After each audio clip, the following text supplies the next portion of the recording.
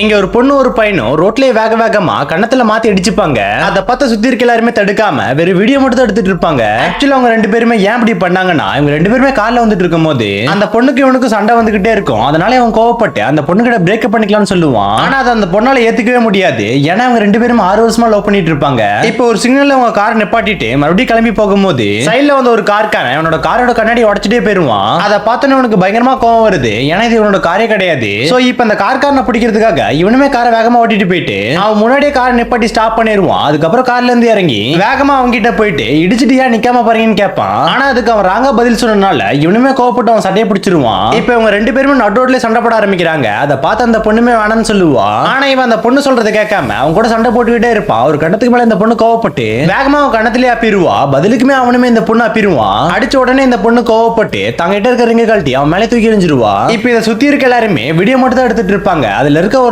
அந்த வீடியோ நெட்ல ரிலீஸ் பண்ணிடுவான். அடுத்த நாள் காலையிலேயே பார்த்தா அது பயங்கரமா வைரல் ஆக ஆரம்பிக்குது. எங்க சுத்தி பார்த்தாலும் இன்டர்நெட்ல இவங்க ரெண்டு பேர்த்த பத்தி மட்டும் தான் பேசிட்டு இருக்காங்க. இவங்க பண்ண சின்ன தப்பால வெளியில தலை காட்ட கூட முடியல. இவன் வேலைக்கு கிளம்பி போகும்போது கூட ஹெல்மெட்டை போட்டு ஃபுல்லா கவர் பண்ணிட்டு தான் போறான். அப்ப கூட ஒரு குட்டி பையன் இவனை கண்டுபிடிச்சு இவனை பார்த்து சிரிப்பான். இவனுக்குமே ரொம்ப கேவலமா போயிருது. அதே மாதிரி அந்த பொண்ணுக்குமே ஆட்டோல போகும்போது சுத்தி இருக்க எல்லாருமே அந்த பொண்ணை பத்தி தான் பேசிட்டு இருப்பாங்க.